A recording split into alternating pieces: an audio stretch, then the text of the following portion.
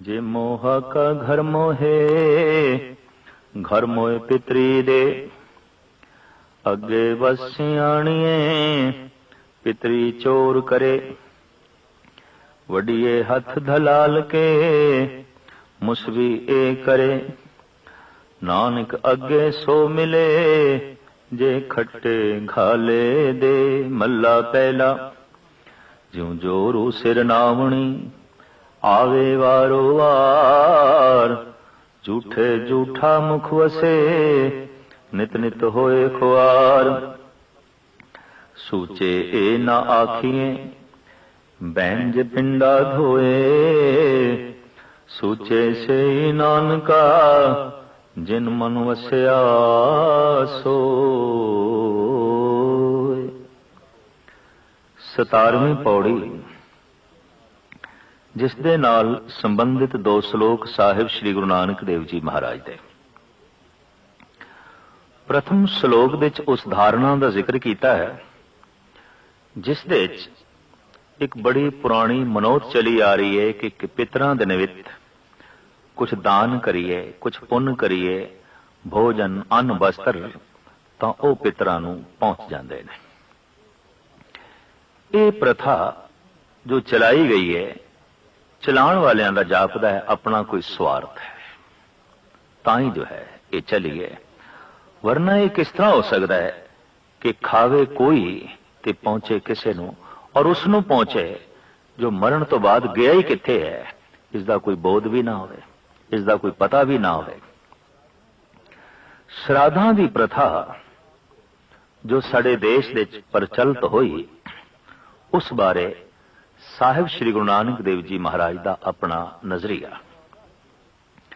जैसे हर धर्म ते धार्मिक रहबरी पुरुष का कुछ इतिहासक पक्ष होंदा है ते कुछ सिद्धांतिक पक्ष। इतिहासक तत्व साहिब श्री गुरु नानक देव जी महाराज एक पासे रखते ने। उन्हां दी अपनी बाणी दे कोई इतिहास नहीं है, उन्हां दा अपना इतिहास भी नहीं है। सिद्धांत तो गहरा नजरिया, बड़ी पैनी दृष्टि चाहिए है, तां जाके किधरे गुरु नानक दी गल समझदे चाहुंदी है। अगर कोई दावे नाल आखे कि नहीं, खावे एक ते पहुंचेगा, दूसरे नूं जरूर पहुंचेगा, पितरां नूं जरूर पहुंचेगा। भगत कबीर जी दा भी इस बारे अपना यह नजरिया है कि जीवत पितर न माने को, मुए श्राद्ध कराई। पितर भी बपरे क्यों कर पावे, कौवा कुकर खाई। जीवदे जागदे मां बाप का कोई सम्मान नहीं, कोई सेवा नहीं, कोई आदर सत्कार नहीं, और ढंग का भोजन नहीं, ते मरण तो बाद श्राद्ध, विशेष ढंग का भोजन। और आख्या जाए ये पितरां नूं शांत करने वास्ते करदे पए हां, ये पितरां दी पूर्ति वास्ते श्राद्ध पे करांदे हन। और जे दावा यह होवे कि वाकई पहुंचदा है, हर हालत दे च पहुंचदा है, तो गुरु नानक देव जी महाराज इस बारे एक बड़ी तार्किक जो यथार्थ ते खड़ी है वो गल करते ने। जे मोहा का घर मोहे, घर मोहे पितरी दे। जे कोई चोर किसी दे घर सन लावे ते सन ला के धन प्राप्त करे, ते उस धन नाल श्राद्ध करावे, चोरी दे धन नाल जो चुरा के लियाया है, सन ला के लियाया है, उस पैसे दे नाल इस श्राद्ध करावे, पितरां दे निमित्त देवे। ते जे हुण आख्या जाए वो वाकई पितरां तक पहुंचदा है और अगे बकायदा रब्बी विधान के मुताबिक पहुंचता है, तो रब्बी विधान बनाने वाले और रब बड़ा सियाणा है, या तो कह दे ये कुछ जानता नहीं। अगर वो सब कुछ जानता है तो अगे वस्त सियाणीए, पितरी चोर करे। अगे वस्तु की पहचान हो जाएगी कि वस्तु ते चोरी दी है, सन लाई गई, चोरी की गई, उस नाल धन आया और उस धन दे नाल श्राद्ध कराया गया, तो वस्तु ते चोरी दी हो गई। ते जिसनू दिती है वो भी चोर बना ले जाणगे। अगे वस्त सियाणीए, पितरी चोर करे। जे पितरां दे निमित्त चोरी दा धान अर्पण कीता है तो फिर पितर चोर हो जाएंगे अगे। अगर वाकई अगे पहुंचता है और वाकई अगे साव सुजान है, अगर ऐसी मनोत है तो फिर पितर भी चोर हो गए। देखण दे चाया सारी दुनिया दा कानून इस गल नूं मनदा है कि चोर ने जो चोरी की थी वो ते गुनाह है, पर जो चोरी दा समान अपने कोल रखे या वेचे ये भी गुनाह है, ये भी जुर्म है। इस नुक्ता निगाह नूं गुरु नानक देव जी महाराज साडे सामने रखते ने। अगर एक चोर नाजायज ढंग नाल उसने धन प्राप्त किया है, किसी का घर सन ला के किसी के घर दे चों चुरा के ते घर लिया के उस धन दे नाल श्राद्ध कीता है, अपने पितरां दे निमित्त दान पिया करदा है। महाराज कहन चलो इत्थे तक असीं मन लैने आ, लेकिन ये मनोत भी नाल होवे कि अगे पहुंचदा है और अगे सारे सुजान बैठे ने, पुछाण वाले सियाणे ने परमात्मा दा नियम, और परमात्मा बहुत सियाणा है, तां फिर अगे वस्त सियाणीए पितरी चोर करे। फिर ते अगों वस्तु की पहचान हो जाएगी कि चोरी दी है, और पितर भी चोर बना ले जाणगे। क्या पितरां दे निमित्त कुछ भी नहीं भेजिया जा सकता? उन्हां नूं कुछ भी नहीं दिता जा सकता? इतनी गल ते स्पष्ट है कि अस्थूल चीज असी नहीं भेज सकते। अजोका विज्ञान भी इसकी तस्दीक करता है। विचारां दी पहुंच बड़ी दूर तक है, याद दी पहुंच बड़ी दूर तक है। किसी नूं बहुत गहरे तल तो याद करिए, भावें वो 3-4 हज़ार मील की दूरी ते होवे, तां देखण दे चाया वो याद करन लग पैंदा है। पितरां दी ते बहुत दूरी अथाह दूरी ते ने। पता नहीं किस जन्म दे किस जून दे किहड़े लोक दे उन्हां पितरां दे निमित्त अगर कुछ भेजना है, देना है, अर्पण करना है, तो परमात्मा दा नाम जपीए ते संकल्प करिए कि मैं ये पितरां दे निमित्त नाम जप रहा। और नाम सूक्ष्म है। सूक्ष्म वस्तु दूर तक भेजी जा सकती है, जैसे विचार बड़ी दूर तक पहुंचते हैं, याद बड़ी दूर तक पहुंचती है।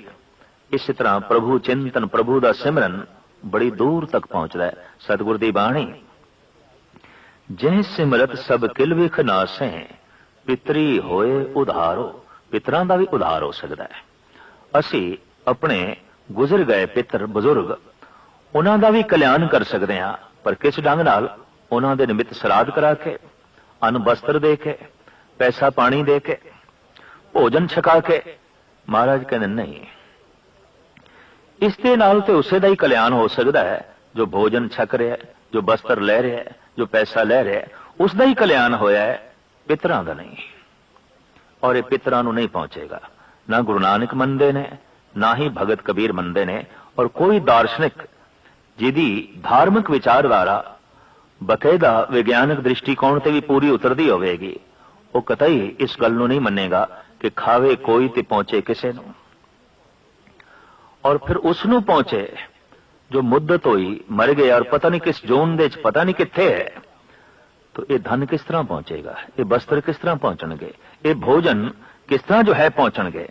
अगर कोई मनुख अपने पितरां नाल संबंध बना के रखना चाहे तो कुछ देना भी चाहता है, कुछ भेजना भी चाहता है, तो साहब कहते हैं हाँ दिता जा सकता है, भेजा जा सकता है। अजोका विज्ञान भी इस कोशिश दे है कि हो गुजरे पुराने जो बुजुर्ग ने, महापुरुष ने, उन्हां दे बोल काबू च कीते जान। खला दे जो मौजूद ने, इहदा मतलब उन्हां दे बोल मौजूद ने, उन्हां दे सूक्ष्म ढांचे मौजूद ने। अगर पितर किसे लोक दे पुनर जन्म प्राप्त कर चुके ने, कोई होर जून दे चले गए ने, तो उन्हां दा कल्याण करना है, किस तरह करिए? तो सतगुरु कहंदे ने प्रभु दा सिमरन कर, पर पितरां दे निमित्त कर। जह सिमरत सब किल विख नासे, पितरी होए उधारो। पूर्ण दृढ़ संकल्प नाल कि तू प्रभु नूं याद करें, एकाग्रता दे नाल, और संकल्प करें कि इस कीती हुई याद दा फल मेरे पितरां नूं मिले। महाराज कहते मिल सकता है, पर तू आखे हुण मैं श्राद्ध कराना है, किसी नूं भोजन छकाना है, वस्त्र दान कराना है, दुध पिलाना है, खीर खवानी है, ये मेरे पितरां नूं पहुंचे, तो गुरु नानक देव जी महाराज कहते ऐसा नहीं।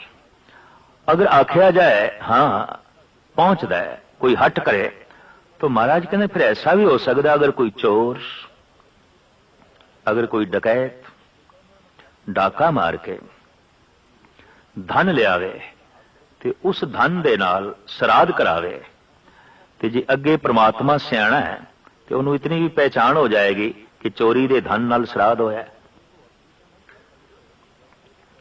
तो फिर अगे वस्तु की पहचान हो जाएगी कि जब चोरी दे धन नाल ही श्राद्ध होया है, तो श्राद्ध सारे दा सारा चोरी हो गया, क्योंकि चोरी दे धन नाल होया ना, ये सारा पुण्य भी एक चोरी हो गया।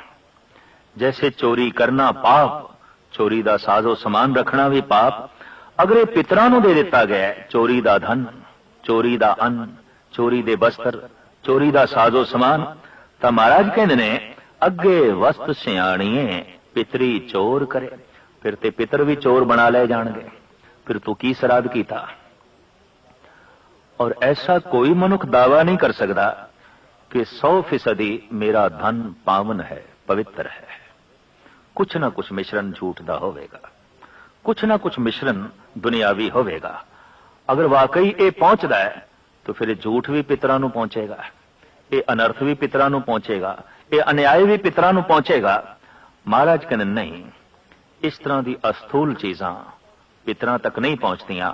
अगर पहुंचदियां तो एक चोर दा कराया होया श्राद्ध पितरां नूं चोर बना देवेगा। साहिब गुरु नानक देव जी महाराज के समय जो राज सिंघासन सी, राज प्रथा सी, उस दे विच इस्लामी शरह के मुताबिक चोर दे हथ कट दिते जांदे सन। अज भी कई इस्लामी देशों च कट दिते जांदे ने। तो महाराज कहंदे ने वड्डिए हथ दलाल के मुसफी ए करे, जो विचोला है, जो दलाल है, वास्तविक वो चोर है जो चोरी दा धन एक थां तो दूसरी थां ते पहुंचांदा है, तो फिर उसदे हथ कट दिते जाणगे। दलाल कौन? अरदासिया, विचोला, जो ब्राह्मण श्राद्ध करा रहे है। महाराज कहते हैं फिर इसदे ते हथ कट दिते जाणगे, क्योंकि चोरी दा धन एक थां तो दूसरी थां ते पहुंचा रहे है।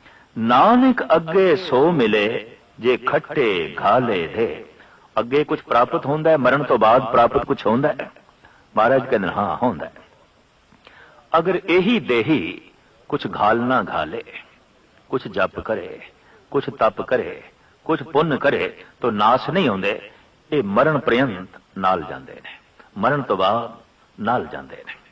ये सब कुछ नाश नहीं होंदा, बल्कि मनुख झोली विच पा के इस सब कुछ नूं लै जांदा है। तो साहिब कहंदे जे तू अपना उधार चाहना है तो श्राद्ध दे भरोसे ते ना रही, अपना कल्याण खुद कर लवी, अपनी झोली गुणा नाल खुद भर के ले जाए। मता तू सोचें कि मेरे मरण तो बाद मेरे पुत्र श्राद्ध करा लेंगे, हवन करा लेंगे, जप तप करा लेंगे और इस तरह मैनू मोक्ष की प्राप्ति हो जाएगी। नहीं, परमात्मा की दुनिया विच इस तरह की बचकानी गल्लां नहीं ने। अगर कोई जीवन भर अनर्थ करे तो मरण लग्या पुत्रियां नूं कह देवे श्राद्ध कर देना, ताकि मैनू सब कुछ की प्राप्ति हो जाए और मोक्ष की भी प्राप्ति हो जाए। साहिब कहते नहीं, नानक अगे सो मिले जो खट्टे घाले दे। अगे मिलता है पर वही कुछ मिलता है जो ये दे घालना घाल दी। दूसरा जो ये आख्या जाता है कि फलाने जल दे इशनान नाल बंदा पावन हो जाता है, पवित्र हो जाता है। महाराज कहते नहीं, सूचे ए ना आखिए बहन जे पिंडा धोए, सूचे से ही नानका जिन मन वसया सोए। ये सुचे नहीं। जो तरह तरह के तीर्थों का इशनान करन या 2 वक्त रोज इशनान करन, वस्त्र साफ पहन लैन, मन लवांगे तन सुच्चा होया है। इहदे नाल मन की सुचेम का की मतलब? मन सुच्चा हुंदा है सच नाल, तन सुच्चा हुंदा है पानी नाल। इस वास्ते साहिब कहते सूचे से ही नानका जिन मन वसया सोई। एक बड़ा सुंदर उदाहरण देंदे ने ਸਾਹਿਬ ਗੁਰੂ ਨਾਨਕ ਦੇਵ ਜੀ ਮਹਾਰਾਜ, ਜਿਉਂ ਜੋਰੂ ਸਿਰ ਨਾਵਣੀ ਆਵੇ ਵਾਰੋ ਵਾਰ। ਜਿਵੇਂ ਇਸਤਰੀ ਦੇ ਸਿਰ ਦੇ ਉੱਤੇ ਪ੍ਰਾਕਿਰਤਿਕ ਨਿਯਮ ਦੇ ਮੁਤਾਬਕ ਇੱਕ ਨਿਯਮਾਵਲੀ ਚੱਲਦੀ ਹੈ, ਜਿਹਨੂੰ ਮਾਹਵਾਰੀ ਕਹਿੰਦੇ ਨੇ। ਔਰ ਉਹਨਾਂ ਦਿਨਾਂ ਵਿੱਚ ਸਾਡੇ ਦੇਸ਼ ਤੇ ਬਣੀ ਹੋਈ ਪਰੰਪਰਾ ਦੇ ਮੁਤਾਬਕ ਕਹਿ ਦਿੰਦੇ ਨੇ ਇਸਤਰੀ ਝੂਠੀ ਹੈ। ਇਹ ਗਾਲਬਨ 3 ਦਿਨ ਨਾ ਭੋਜਨ ਬਣਾ ਸਕਦੀ ਹੈ, ਨਾ ਪਰੋਸ ਸਕਦੀ ਹੈ, ਔਰ ਉਸ ਨੂੰ 3 ਦਿਨ ਚੌਕੇ ਦੇ ਵਿੱਚ ਵੀ ਜਾਣ ਦੀ ਇਜਾਜ਼ਤ ਨਹੀਂ। ਅੱਜ ਵੀ ਜੋ ਪੁਰਾਣੇ ਸੰਸਕਾਰਾਂ ਦੀ ਮਨੋਤ ਦੇ ਜੀ ਰਹੇ ਨੇ, ਉਹ ਇਸਤਰੀ ਨੂੰ ਚੌਕੇ ਦੇ ਵਿੱਚ ਨਹੀਂ ਜਾਣ ਦਿੰਦੇ ਵੀ ਤੂੰ ਕਮ ਸੇ ਕਮ ਇਹ 3 ਦਿਨ ਤੇ ਅਪਵਿੱਤਰ ਹੈ। ਜਦ ਕਿ ਸਾਹਿਬ ਗੁਰੂ ਨਾਨਕ ਦੇਵ ਜੀ ਮਹਾਰਾਜ ਕਹਿੰਦੇ ਨੇ ਇਹ ਪ੍ਰਾਕਿਰਤਿਕ ਨਿਯਮ ਦੇ ਮੁਤਾਬਕ ਹੈ। ਅਗਰ ਇਸ ਤਰ੍ਹਾਂ ਦੀ ਨਿਯਮਾਵਲੀ ਦੇ ਨਾਲ ਇਸਤਰੀ ਅਪਵਿੱਤਰ ਹੋ ਗਈ ਹੈ ਤਾਂ ਅਪਵਿੱਤਰਤਾ ਪ੍ਰਮਾਤਮਾ ਝੋਲੀ ਵਿੱਚ ਪਾ ਰਿਹਾ ਹੈ, ਅਪਵਿੱਤਰਤਾ ਈਸ਼ਵਰ ਝੋਲੀ ਵਿੱਚ ਪਾ ਰਿਹਾ ਹੈ। ਤੇ ਜੋ ਅਪਵਿੱਤਰਤਾ ਕਿਸੇ ਦੀ ਝੋਲੀ 'ਚ ਪਾ ਰਿਹਾ ਹੈ ਉਹ ਖੁਦ ਪਾਵਨ ਨਹੀਂ ਹੋ ਸਕਦਾ, ਖੁਦ ਪਵਿੱਤਰ ਨਹੀਂ ਹੋ ਸਕਦਾ। ਇਸ ਵਾਸਤੇ ਗੁਰਮਤ ਗੁਰੂ ਨਾਨਕ ਦੇਵ ਜੀ ਮਹਾਰਾਜ ਇਸਤਰੀ ਨੂੰ ਇਸ ਰੂਪ ਵਿੱਚ ਝੂਠਾ ਨਹੀਂ ਮੰਨਦੇ। ਉਹ ਇਸ ਰੂਪ ਵਿੱਚ ਭੋਜਨ ਬਣਾ ਵੀ ਸਕਦੀ ਹੈ, ਪਰੋਸ ਵੀ ਸਕਦੀ ਹੈ, ਭਜਨ ਵੀ ਕਰ ਸਕਦੀ ਹੈ। ਇਹ ਤੇ ਪ੍ਰਾਕਿਰਤਿਕ ਨਿਯਮ ਹੈ। ਆਖਿਰ ਸਰੀਰ ਦੇ ਅੰਦਰ ਵੀ ਤੇ ਸਭ ਕੁਝ ਇਹੀ ਹੈ, ਬਿਲਕੁਲ ਇਹੀ ਹੈ। ਗੁਰੂ ਨਾਨਕ ਦੀ ਦ੍ਰਿਸ਼ਟੀ ਇੱਥੇ ਬਹੁਤ ਪੈਣੀ ਹੈ। ਇਸ ਵਾਸਤੇ ਆਪ ਕਹਿੰਦੇ ਨੇ ਜਿਉਂ ਜੋ ਰੂ ਸਿਰ ਨਾਵਣੀ ਆਵੇ ਵਾਰੋ ਵਾਰ। ਮਹੀਨੇ ਦੇ ਮਹੀਨੇ ਜੈਸੇ ਇਸਤਰੀ ਦੇ ਸਿਰ ਦੇ ਉੱਤੇ ਇਹ ਨਾਉਣ ਆਉਂਦਾ ਹੈ ਔਰ ਉਹਨੂੰ ਝੂਠਾ ਕਹਿ ਦਿੱਤਾ ਜਾਂਦਾ ਹੈ, ਇਹ ਅਪਵਿੱਤਰ ਹੈ। ਗਾਲਬਨ 3 ਦਿਨ ਤੇ ਲਾਜ਼ਮੀ ਹੀ ਅਪਵਿੱਤਰ ਹੈ। ਪਰ ਮਹਾਰਾਜ ਕਹਿੰਦੇ ਉਸ ਨੂੰ ਝੂਠਾ ਆਖੋ, ਝੂਠੇ ਝੂਠਾ ਮੁਖ ਫਸੇ ਨਿਤ ਨਿਤ ਹੋਏ ਖੁਆਰ। ਜਿਹਦੇ ਮੁਖ ਦੇ ਝੂਠ ਹੈ, ਗਲਤ ਬਿਆਨ ਨਹੀਂ ਹੈ, ਜਿਹਦਾ ਮੂੰਹ ਝੂਠ ਹੈ ਇਹੀ ਅਪਵਿੱਤਰ ਹੈ। ਜੋ ਗਲਤ ਬਿਆਨ ਨਹੀਂ ਕਰ ਰਿਹਾ ਹੈ ਇਹੀ ਅਪਵਿੱਤਰ ਹੈ। ਇਸਤਰੀ ਨੂੰ ਝੂਠਾ ਕਹਿਣਾ ਉਹ ਤੇ ਪ੍ਰਾਕਿਰਤਿਕ ਨਿਯਮ ਦੇ ਮੁਤਾਬਕ ਇੱਕ ਦੌਰ ਚੱਲਦਾ ਹੈ ਔਰ ਮਨੁੱਖ ਨੇ ਫੈਸਲਾ ਕਰ ਲਿਆ ਇਹ ਅਪਵਿੱਤਰ ਹੈ, ਜਦਕਿ ਪ੍ਰਕਿਰਤੀ ਨੇ ਐਸਾ ਫੈਸਲਾ ਨਹੀਂ ਕੀਤਾ। ਪ੍ਰਕਿਰਤੀ ਨੇ, ਪ੍ਰਮਾਤਮਾ ਨੇ ਔਰ ਸਤਪੁਰਸ਼ਾਂ ਨੇ ਇਹ ਫੈਸਲਾ ਜ਼ਰੂਰ ਕੀਤਾ ਹੈ ਜਿਹਦੇ ਮੁਖ ਦੇ ਝੂਠ ਹੈ ਉਹ ਝੂਠਾ ਹੈ, ਉਹ ਅਪਵਿੱਤਰ ਹੈ। ਉਹ ਜਿਸ ਚੀਜ਼ ਨੂੰ ਛੋਏਗਾ, ਜਿੱਥੇ ਬੈਠੇਗਾ, ਝੂਠ ਹੀ ਖਲੇਰੇਗਾ, ਅਪਵਿੱਤਰ ਹੈ। ਇਸ ਵਾਸਤੇ ਮਹਾਰਾਜ ਕਹਿੰਦੇ ਨੇ ਝੂਠਾ ਉਹ ਹੈ ਜਿਹਦੇ ਮੁਖ ਦੇ ਝੂਠ ਵਸਦਾ ਹੈ, ਝੂਠੀ ਉਹ ਇਸਤਰੀ ਨਹੀਂ ਜੋ ਪ੍ਰਾਕਿਰਤਿਕ ਨਿਯਮ ਦੇ ਮੁਤਾਬਕ ਜੋ ਹੈ ਨਾਵਣਾ ਕਰਦੀ ਹੈ, ਇਸ਼ਨਾਨ ਕਰਦੀ ਹੈ। ਝੂਠੇ ਝੂਠਾ ਮੁਖ ਵਸੇ ਨਿਤ ਨਿਤ ਹੋਏ ਖੁਆਰ। ਸੂਚੇ ਇਹ ਨਾ ਆਖੀਏ ਬਹਿਨ ਜੇ ਪਿੰਡਾ ਧੋਏ। ਸੂਚੇ ਸੇ ਨਾਨਕਾ ਜਿਨ ਮਨ ਵਸਿਆ ਸੋਏ। ਆਪਣਾ ਤਨ ਜੋ ਤਰ੍ਹਾਂ ਤਰ੍ਹਾਂ ਦੇ ਜਲ ਦੇ ਨਾਲ ਧੋਂਦੇ ਨੇ, ਇਸ਼ਨਾਨ ਕਰਦੇ ਨੇ, ਮਹਾਰਾਜ ਕਹਿੰਦੇ ਨੇ ਇਹ ਸੁੱਚੇ ਨਹੀਂ। ਸੁੱਚੇ ਉਹ ਨੇ ਜਿਨ੍ਹਾਂ ਦੇ ਮਨ ਵਿੱਚ ਸੱਚ ਵਸ ਗਿਆ, ਈਸ਼ਵਰ ਵਸ ਗਿਆ। ਬੀਜਕ ਨਾਮਕ ਗ੍ਰੰਥ ਦੇ ਵਿੱਚ ਭਗਤ ਕਬੀਰ ਜੀ ਦਾ ਇੱਕ ਬੜਾ ਕੀਮਤੀ ਬੋਲ ਹੈ ਜੋ ਕਿ ਗੁਰੂ ਗ੍ਰੰਥ ਸਾਹਿਬ ਜੀ ਮਹਾਰਾਜ ਦੇ ਚ ਨਹੀਂ ਹੈ, ਕਿਉਂਕਿ ਬੀਜਕ ਗ੍ਰੰਥ ਦੇ ਵਿੱਚ ਭਗਤ ਧਨੀ ਰਾਮ ਦੇ ਵੀ ਬੋਲ ਨੇ ਜੋ ਕਬੀਰ ਪੰਥ ਦੇ ਉੱਗੇ ਪ੍ਰਚਾਰਕ ਹੋਏ ਨੇ। ਕਬੀਰ ਜੀ ਤੋਂ ਬਾਅਦ ਕਬੀਰ ਪੰਥ ਦੇ ਪ੍ਰਚਾਰ ਦੀ तमाम ਜ਼ਿੰਮੇਵਾਰੀ ਭਗਤ ਧਨੀ ਰਾਮ ਨੇ ਲਈ। ਤੇ ਧਨੀ ਰਾਮ ਨੇ ਜਿਤਨੀ ਵੀ ਰਚਨਾ ਰਚੀ ਉਹਦੇ ਚ ਆਪਣਾ ਨਾਮ ਨਾ ਵਰਤ ਕੇ ਭਗਤ ਕਬੀਰ ਦਾ ਵਰਤਿਆ। ਔਰ ਚूंकि ਉਹਨਾਂ ਦੀ ਗੱਦੀ ਤੇ ਸਨ ਤਾਂ ਵਿਧਾਨ ਦੇ ਮੁਤਾਬਕ ਵੀ ਆਪ ਉਹਨਾਂ ਦਾ ਨਾਮ ਵਰਤ ਸਕਦੇ ਸਨ। ਆਪ ਦੇ ਬੜੇ ਕੀਮਤੀ ਬੋਲ। ਆਪ ਕਹਿੰਦੇ ਨੇ ਜੱਟ बढ़ाए जो नर तर है मोर क्यों ना तर है जिनके लंबे लंबे पर है। ਕਹਿੰਦੇ ਨੇ ਕਿ ਜਟਾਵਾਂ ਬੋੜ ਦਾ ਦੁੱਧ ਪਾ ਕੇ ਬਣਾਈਆਂ ਜਾਂਦੀਆਂ ਨੇ। ਕੇਸ ਕੁਦਰਤੀ ਨੇ ਲੇਕਿਨ ਜਟਾਵਾਂ ਕੁਦਰਤੀ ਨਹੀਂ ਨੇ। ਜਟਾਵਾਂ ਬੋੜ ਦਾ ਦੁੱਧ ਪਾ ਕੇ ਬਣਾਈਆਂ ਜਾਂਦੀਆਂ ਨੇ ਔਰ ਬੋੜ ਦੇ ਦੁੱਧ ਨਾਲ ਸਿਰ ਦੇ ਕੇਸ ਬੜੇ ਲੰਬੇ ਹੋ ਜਾਂਦੇ ਨੇ। 10 ਫੁੱਟ 15 ਫੁੱਟ ਤੱਕ ਵੀ ਲੰਬੇ ਇਹ ਕੇਸ ਜੋਗੀਆਂ ਦੇ ਦੇਖਣ ਨੂੰ ਜੋ ਹੈ ਮਿਲਦੇ ਨੇ। तो धनी राम कहते ने जट बढ़ाए जो नर तर हैं मोर क्यों न तर हैं जिनके लंबे लंबे पर हैं। गंग नहाए जो नर तर हैं मेंढक क्यों न तर हैं जिनके गंगा में घर हैं। तू तो एक दिन स्नान करना है, 2 दिन करना है, साल बाद करना है, 6 महीने बाद करना है। पर जो दिन रात गंगा दे रह रही ने मछलियां ते मेंढक, इन्हां दा ते पार उतारा अज ही हो जाना चाहिए। ये ते गंगा तो बाहर ही नहीं निकलते, ये ते दिन रात गंगा दे विच ने। तर्क नहीं कर रहे धनी राम। भगत कबीर जी दे भी बोल ने गुरु ग्रंथ साहब जी महाराज दे अंदर। आप कहते ने कबीर गंगा तीर जो घर करे, पीवे निर्मल नीर, पर बिन हर भजन न मुक्त होए, इम कै रमे कबीर। भावें तू कुटिया गंगा दे तट ते बना लवे, निर्मल जल पीवे ते इशनान करें, पर बिना हरि दे नाम तो, बिना सच दी धारणा तो तेनू मोक्ष गति दी प्राप्ति नहीं हो सकती। तो धनी राम कहते ने जट बढ़ाए जो नर तर हैं, मोर क्यों न तर हैं, जिनके लंबे लंबे पर हैं, गंग नहाए जो नर तर हैं, मेंढक क्यों न तर हैं, जिनके गंगा में घर हैं, शंख बजाए जो नर तर हैं, गधे क्यों न तर हैं, जिनके शंख जैसे सुर हैं, कहत कबीर सुनो रे संतो, वही नर तर हैं, जिनके हिरदे में हर है। पार उतारा उन्हीं दा आउंदा है जिन्हां दे हिरदे विच परमात्मा दे नाम दा वासा होवे। इस वास्ते साहिब कहंदे ने तीर्थां दा इशनान एक चंगी वाइब्रेशन दे विच, एक चंगे माहौल विच कुछ दिन बसर करना ते ठीक है। एक चंगे वातावरण विच जा बैठना ये गल ते चंगी है, लेकिन एक डुबकी ला के कह देना कि सारे पाप लह गए ने, उतर गए ने, साहिब कहंदे ने एक झूठी कल्पना तो इलावा और कुछ नहीं है। काम क्रोध पंचांके वस रह, तीर्थ नाय कहें सब उतरे। पंजे चंडाल तेरे अंदर ने ते डुबकी ला है ते कहना मोक्ष गति दी जो है प्राप्ति होवेगी, ऐसा हो नहीं सकता।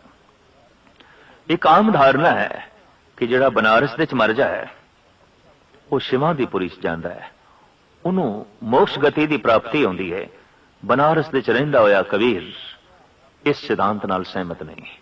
आप कहंदे ने मनो कठोर जे मरे बनारस, नरक न बांचिया जाई, हर का संत मड़े हलंबे, तिन सगली सैन तराई। अगर हिरदा कठोर है तो बनारस विच मर गया है, कुंभी नरकां च जाएगा। पर जे हिरदे विच परमात्मा दा नाम है तो जे किधरे मगहर दे च भी मर जाए, वो अपने संगी साथियां नूं भी पार करेगा, भाव उन्होंने भी चंगी प्रेरणा दे जाएगा। कबीर दा अंत मगहर दे च होया है। जो गोरखपुर दे कोल एक छोटा जिहा कस्बा है, उस बारे यह धारणा है कि जिहड़ा इत्थे मरेगा वो खोते दी जोन विच जाएगा। तो कबीर ने दावा किया मैं इत्थे ही मरना है और मैं खोते दी जोन विच भी नहीं जावांगा। उन्हां दे अपने बोल, सगल जन्म शिवपुरी बिताया, मरती बार मगहर उठदा आया। गुरु ग्रंथ साहब दे बोल भी सारा जीवन ते मैं बनारस विच बतीत कीता है, पर हुण मैं मरण लगा मैं मगहर विच मरांगा। मैं दसना दुनिया नूं कि हिरदे विच अगर कोई कठोरता है, मलिनता है, तो बनारस विच मर के भी मुक्ति नहीं। अगर हिरदा पावन है तो मगहर विच मर के भी प्रभु की प्राप्ति है, राम की प्राप्ति है, ईश्वर की जो है प्राप्ति है। गल सारी प्रभु ते नाम ते आवेगी, सच ते आवेगी। और मैं अज देखा कि कबीर की समाध दे उत्ते एक पासे एक मजौर बैठा है, एक पासे एक ब्राह्मण बैठा है, और कबीर सारी जिंदगी कहते रहे हमरा झगड़ा रहा न को, पंडित मूला छाड़े दो। बई मैं दोहां नूं छड़ दिता है, मैं दोहां दे कर्म कांड नूं छड़ दिता है। फिर मेरा कौन है जिस तो मैं प्रेरणा पे लेना? वो मेरा परमात्मा, वो मेरा अकाल पुरख, वही मैनू शिक्षा दी जा रहा है, वही मैनू समझाई जा रहा है। और उस करके मैनू समझ पई है कि वह जद हिरदे विच वसदा है तो मनुख पावन हो जाता है, मनुख पवित्र हो जाता है। साहिब श्री गुरु नानक देव जी महाराज इस श्लोक विच यही कुछ फरमान पे करते हैं, झूठे झूठा मुख वसे, नित नित होए खुराक, सूचे ए न आखिए, बहन जे पिंडा धोए, सूचे से ही नानका, जिन मन वसया सोए। ब्राह्मण मत दे जितने भी तीर्थ ने, खास करके 68 तीर्थ, वो नदी नालियां दे तट ते ने, सरोवरां दे तट ते ने। तीर्थ एक नहीं 68, और ये देश भी नदी नालियां दा देश है। और इशनान एक नहीं, कुछ इशनान बड़े विशेष मन ले गए। जैसे माघी दा इशनान, इस बारे भी गुरु ग्रंथ साहब जी महाराज दे च बैठे साहिब श्री गुरु अर्जन देव जी महाराज फरमान करते ने, माघ मझन संग साधुआ धूड़ी कर इशनान, हर का नाम ध्याए सुन सबना नू करदान। जे वाकई तू इशनान करना है, अपने आप नू पावन करना है, पवित्र करना है, तो जिथे सतपुरुष बैठे ने, सत नाल जुड़े हुए, सत दी उमंग दे जो बैठे ने, सत दी तरंग दे जो बैठे ने, उन्हां दे चरनां दी खाक नू मस्तक ते ला, उस धूड़ दा इशनान कर। क्या इत्थे तर्क नहीं खड़ी हो सकती कि धूड़ दा इशनान? हाँ, जद मनुख नाम जपदा है, बंदगी करदा है, तो कहने ने सूक्ष्म तरंगा धरती नू छूंदियां ने, मिट्टी पावन होंदी है, खाक पावन होंदी है, और दुनिया भर दे धार्मिक विद्वानां ने मन लिया वो खाक नहीं रह जाती, वो ते अक्सीर हो जाती है। इसे नू शेख सादी साहब ने कहा, सुरमा कुंतो खाक औलिया ताबा बीनी इब्तिदाता इंतहा। जे आद तो लेके अंत तक तू असलियत नू वेखना चाहना है, तो जो औलिया है, जो अल्लाह नाल जुड़िया होया है, ओदे पैरां दी खाक नू मस्तक ते ला, अपने बदन दे ला। ये ऐसा पावन गुसल होवेगा कि तेरी रूह पावन हो जाएगी, पवित्र हो जाएगी। एक दिन गुरु गोबिंद सिंह जी महाराज प्रसन्नता दे घर दे च आए ते आप नंद लाल नू कहण लगे, साडा जी करदा है तैनू कुछ देईए, पर ऐसा ना होवे साडी देन कुछ होर होवे, तेरी मंग कुछ होर होवे, इस वास्ते तू स्वयं मंग ते असी देईए। क्योंकि जिस नाल प्यार होवे, जो चंगा लगन लग पवे, ओनू कुछ देण नू जी करदा है। जिस नाल नफरत ते घृणा होवे, ओदे कोल खोण नू जी करदा है। साहिब कहण लगे, तू मैनू बहुत प्यारा लगदा है, तेरी सेवा, तेरी जीवन शैली, तेरा कीता होया सत्संग, तेरा जप, तेरा तप, आए हुए सत्संगियां दी सेवा जिस ढंग नाल तू करदा है, नंद लाल मेरी प्रसन्नता, मेरी खुशी तेरे नाल है, पर हुण तू कुछ मंग, मैं तेनू देआं। नंद लाल हथ जोड़ के कहंदे ने, प्रभु जद मैं इस दर ते आया सी, बड़ियां ही ख्वाहिशां नाल भरिया होया, बड़ा तनाव, बड़ी मंग, लेकिन सहजे सहजे ये बोझ लै गया। आम विचारवान कहंदे ने कि जितनियां नाजायज गलत ख्वाहिशां ने, वो प्रभु चिंतन दे नाल मिट जांदियां ने, मर जांदियां ने। प्रभु हुण ते मेरे अंदर कोई चाहत रही नहीं, तू किसी चाहत नू पैदा कर, असी दे के खुश होना है, सानू दे के खुशी होवेगी, तू जरूर कुछ ना कुछ मंग। भाई साहब मंग करते ने, हे प्रभु फिर इक्को एक आरजू, इक्को एक तमन्ना जो दिल दे किसी कोने विच पई है, वो मैं आप जी दे सामने रखा। शब्द कुर्बाने खाके राहे संगत, दिले गोया हमी बस आरजू करद। जिन्हां जिन्हां रस्तियां चों लंघ के ये संगतां आप दे दर तक पहुंचदियां ने, उन्हां रस्तियां दी खाक मैनू बना दे, ताकि मैं उन्हां दे चरनां नाल स्पर्श करके पावन हो जावां, पवित्र हो जावां। जिन्हां दे हिरदे च परमात्मा दा नाम है, उन्हां दे चरण इतने पावन ने कि धरती ते जिथे भी टिकणगे जरियां नू पावन कर देणगे, रेत नू पावन कर देणगे। तो गुरु अर्जन देव जी महाराज कहंदे ने, वाकई जे तू अपने मन नू पावन करना चाहना है, पवित्र करना चाहना है, और बड़े सौखे ढंग नाल करना चाहना है, तो सौखा ढंग ते यही है कि माघ मजन संग साधुआ धूड़ी करे स्नान, हर का नाम ध्याए सुन सबना नू करदान। उन्हां दी संगत विच बैठ के हरि दा नाम जप, ते जपिया होया नाम ये प्रेरणा सारियां नू जो है दान कर।